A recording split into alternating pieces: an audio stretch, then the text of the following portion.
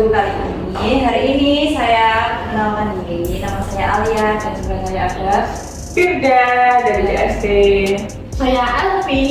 Saya Lia dari CST. Oke, langsung aja. Hari ini kita langsung bedah buku. Kali ini kita mau membahas buku apa itu? Ya, untuk kali ini kita akan membedah buku dengan judul The Power of Concentration dari Terence Q. Dumont. Jadi di sini Mbak Vita itu kita membahas kita semua mampu berkonsentrasi. Dan di sini teman-teman kita akan membedah sedikit demi sedikit atau kita kupas tuntas untuk bab yang ke-13 ini. Jadi sebenarnya kita semua ini tuh ada kemampuan untuk berkonsentrasi karena dalam hal apapun, dalam hal pekerjaan ataupun ini sebenarnya sudah biasa kita lakukan mulai dari kita kecil, ya kan? Dari waktu kita mengenal sekolah itu kita harus berkonsentrasi hingga sekarang kita bekerja. Jadi menurut teman-teman di sini apa hal-hal yang perlu kita lakukan supaya kita berkonsentrasi dan juga gangguan-gangguan apa yang mempengaruhi konsentrasi kita? Bagaimana? Kita mulai dari Mbak Alfi. Kira-kira apa menurut pendapatnya Mbak Alfi? Kalau menurut saya sih hal yang mengganggu ya, itu kan mungkin konsentrasinya setiap orang itu beda-beda ya Bu ya. Untuk caranya itu mungkin ada yang dia itu dengan dengerin musik sambil kerjain sesuatu atau mungkin ya intinya adalah tetap fokus aja sih, atau mungkin ini harus pergi ke luar yang Alam. ya Balik awal Iya. harus pergi ke luar yang mungkin gitu loh ya. Mungkin kalau di ruangan itu dia agak sumpah gitu ya Bu ya. Jadi mungkin dengan keluar dulu ke alam dulu terus dengan tempat yang lebih terus saya sendiri pun itu kadang ya bisa sih konsentrasi, cuman lebih kadang di rumah pun saya susah banget untuk konsentrasi. Misalnya kalau ada tugas di kantor ya saya kerjakan di pulang ke rumah, nah itu susah banget buat konsentrasi. Padahal rumah itu katanya tempat nyaman, tapi nyatanya saya sudah nyoba, nyatanya tetap tidak bisa. Ada yang mengganggu, Distract ya. Iya. Akhirnya sama aja Ada dong. yang dipanggil sama Iya, nggak tahu tetangga gitu ya, Mbak bisa minta tolong atau Iya. apa gitu ya. Dan akhirnya sama aja dong. Akhirnya nggak bisa ngerjain secara maksimal lagi. Jadinya saya biasanya ngerjainnya pas semua orang lagi tidur. Di saat itu saya tidur malam-malam. Kan kalau orang ada lagi tidur, lagi sepi gitu kan, lagi sepi. Yaudah saya ngerjain itu, nah itu saya baru bisa konsentrasi. Terus pernah juga saya lagi dikejar deadline di sini. Saya kan duduk di depan gini ya. Terus itu saya hanya pindah ke belakang. Pindah ke belakang itu. Iya. Jadi salah satunya untuk mengganggu konsentrasi itu tempat mempengaruhi juga. Tempat lingkungan itu sangat mempengaruhi. Kenapa ya? Distraksi sih Bu. Apalagi di sana ya. Kayak gitu sih. Ya. Kalau untuk Mbak Firda gimana? Oke, terima kasih. Mbak Firda, karena kan masing-masing orang kan beda ya. Iya, betul, beda-beda. Nah ini, saya juga baru sadar nih, ternyata kita belajar konsentrasi itu dari kecil ya Bu. Iya. Tanpa kita sadari, konsentrasi itu memang perlu dalam kehidupan kita sehari-hari. Dari mulai kita kecil sampai kita dewasa seperti ini. Nah, kalau ngomong soal konsentrasi nih, konsentrasi kan sama kayak halnya itu fokus gitu ya Bu. Fokus dengan apa yang kita kerjakan. Nah itu kalau dari saya sendiri itu saya mungkin butuh tips nih dari Mbak yang dari sini. Itu gimana caranya sih kayak kita itu bisa fokus dengan apa yang udah kita planning. Jadi kayak hari-hari biasa itu saya dari pagi itu saya udah planning nanti sampai sini itu saya mau gini, selain saya mau gini sampai sore gitu. Tapi ternyata nyatanya pas sudah saya sampai sini udah ngelakuin hal yang itu, ternyata hal yang udah saya planningkan itu tidak saya lakukan. Nah itu Iya, yang tidak ada yang dilakukan tapi tidak sesuai dengan apa yang di planning sebelum saya kerja. Iya, bahkan Nggak 100%. nah iya. Terus habis itu sorenya baru sadar, loh aku belum ngelakuin kayak gini gitu. Jadi mungkin saya lebih terima masukan, mungkin ada tips dari Mbak yang di sini. Barangkali bisa bagaimana cara kita tingkatin fokus atau konsentrasi kita sendiri itu dengan apa yang udah kita planning dari pagi. Kalau menurut aku sih ya, kalau misalnya ada yang mengganggu itu kita ngomongin aja. Bentar ya, aku ada yang mau kerjain dulu, aku mau ke ini dulu, jangan ganggu aku dulu. Kalau salah aku pernah deh ngomong kayak gitu ya, kita teman-teman, please jangan ganggu aku dulu, aku mau ngerjain dulu sampai selesai baru. Nanti kalau misalnya ada yang butuh apa, baru bilang kalau misalnya aku udah selesai, nanti kita ngomongin aja kayak gitu. Atau mungkin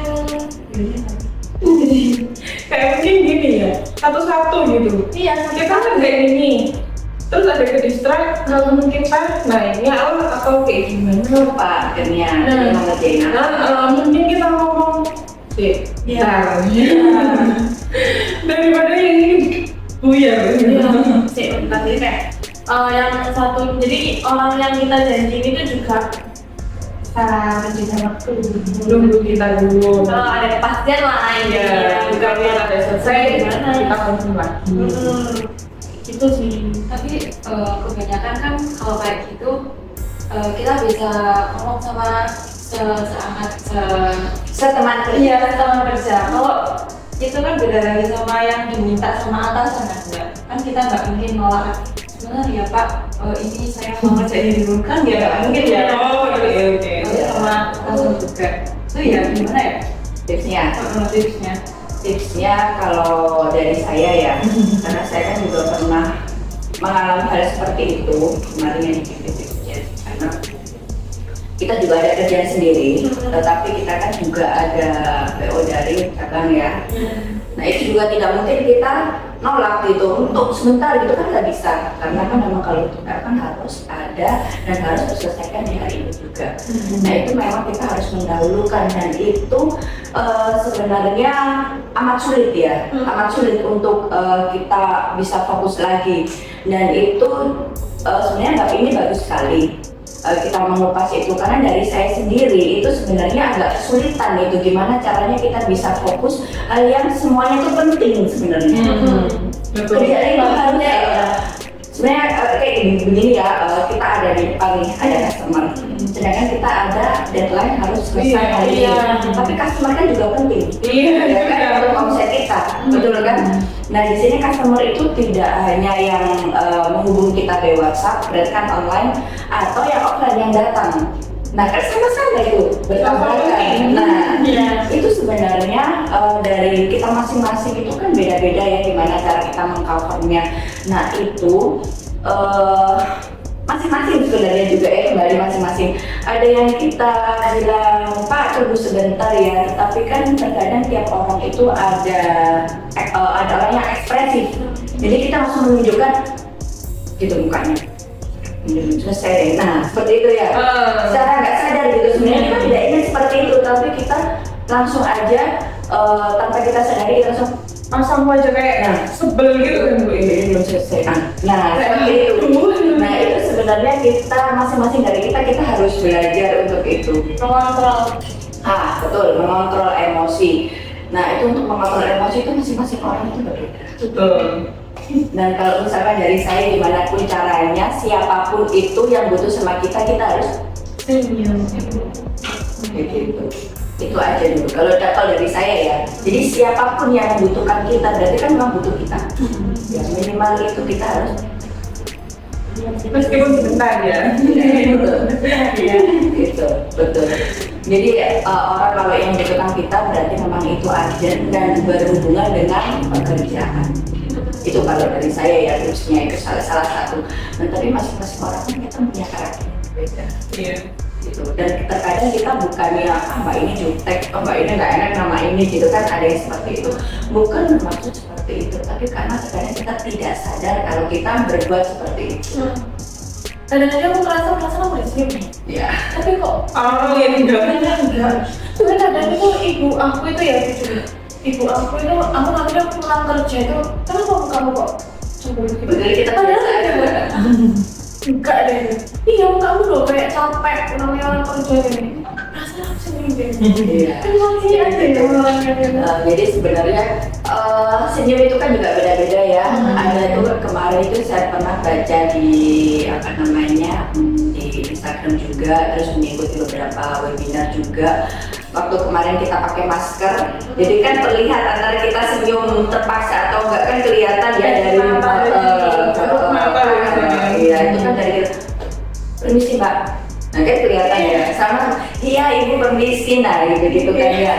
Sama seperti itulah, jadi orang itu bisa merasakan apa yang keluar dari kita gitu. Nah itu kita harus belajar di masing-masing diri kita sendiri. Mungkin nanti next pembahasan lain kita ada tips bagaimana cara orang itu tidak membaca kalau misalkan kita itu lagi jutek, kita lagi suntuk, kita lagi bad mood di hari itu. Nah gimana supaya kita itu menunjukkan ke orang kalau kita selalu ramah, kalau kita selalu happy, kalau kita itu orang yang ya mbak ini enak banget gitu, mbak ini ramah banget. Nah itu mungkin di selanjutnya ya kita Kalau untuk membantu dari fokus saya sebenarnya kan kita distrap ya Bu ya. Ya itu sih, cuman saya juga kayak berusaha untuk menyelesaikan semuanya gitu walaupun sedikit terlambat gitu sih bagi saya. Terus biasanya kalau untuk nggak fokus itu biasanya saya itu kayak butuh vitamin atau energi kayak makan misalnya gitu kan juga konsentrasi itu menguras tenaga Iya, jadi diusahakan jangan lapar gitu. Karena kalau misalnya lapar malah mengganggu juga, Iya, nggak betul. bisa fokus. Tidurnya ya udah. Iya.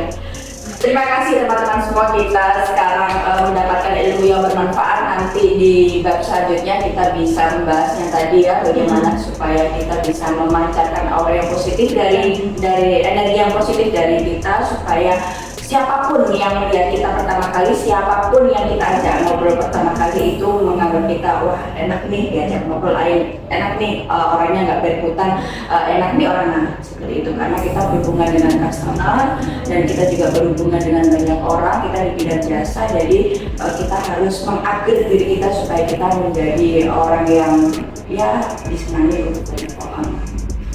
Oke. Kita kembali lagi kepada Mbak Alia, ada kesimpulan apa?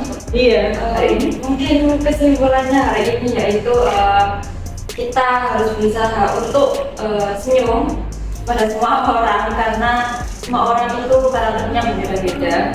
Jadi dan kita juga punya apa itu menyenangi semua orang gitu, walaupun itu butuh waktu yang sangat lama.